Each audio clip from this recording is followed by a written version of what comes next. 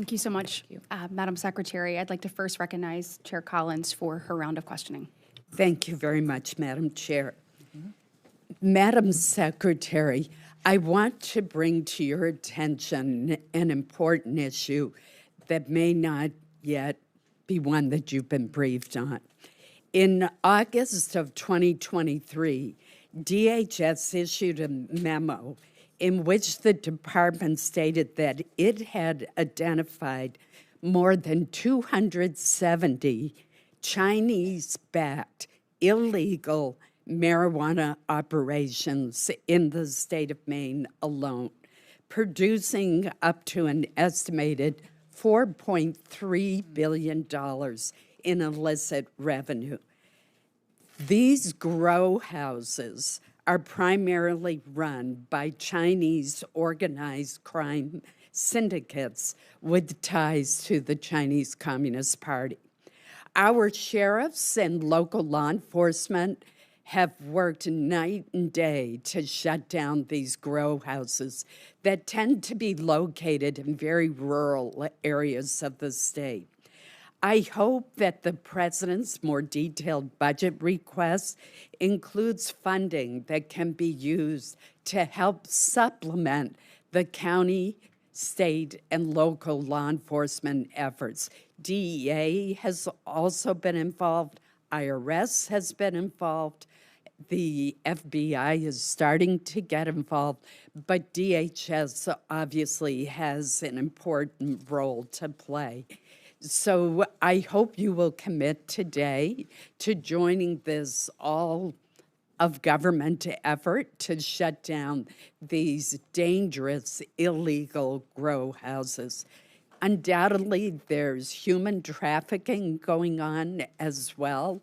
The marijuana is destroying these houses with black mold because it's grown inside to try to hide what is going on, and it's being smuggled to other states. This isn't just a problem in Maine. Some 22 states have similarly found these illegal grow operations with ties to transnational criminal organizations in China.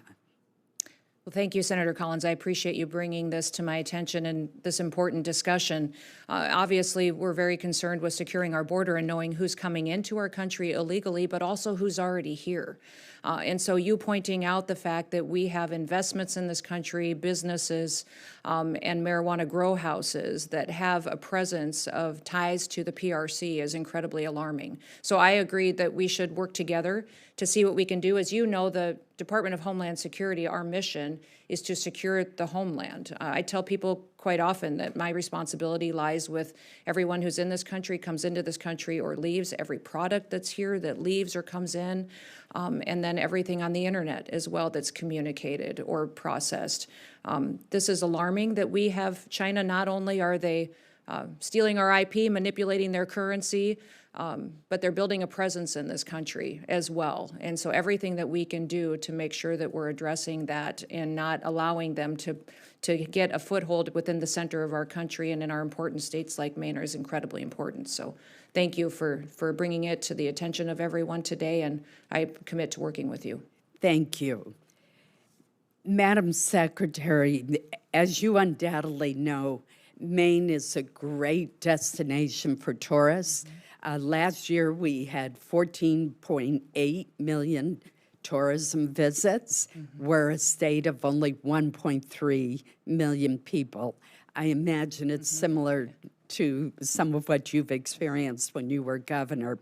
So Maine is heavily dependent, particularly our hospitality industry and our agricultural employers, on seasonal temporary workers from other countries who come here under the H-2A program for agricultural workers and the H-2B programs for hospitality workers. There's no way that our state of 1.3 million has the workforce to deal with the influx of tourists and to get our crops out of the ground. Our small businesses, our inns, our restaurants, and our hotels are perfect examples of where foreign nationals who come to our country temporarily to benefit from, but also contribute to the American economy in a lawful way, are absolutely critical.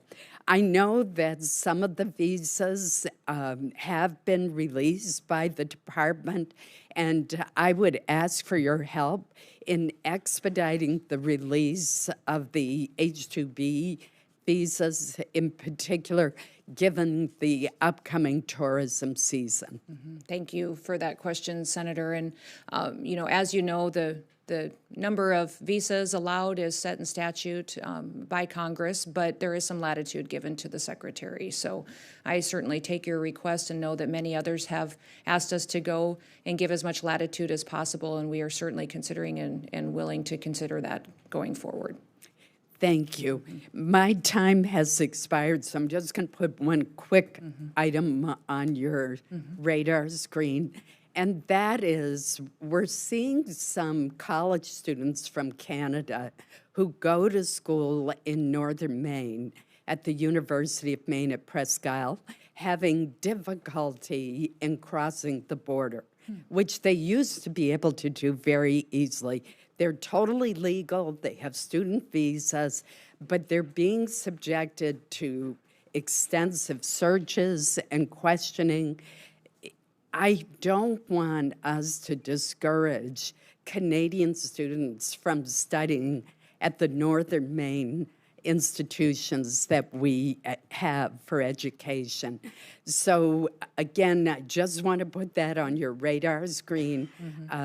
There are so many others who do deserve scrutiny, but these are duly enrolled Canadian students, and they've been crossing the border for years without trouble, and lately they're being subjected to extensive searches and questioning, despite having their visas and other documents in order. Okay, I will certainly look into that. Thank you.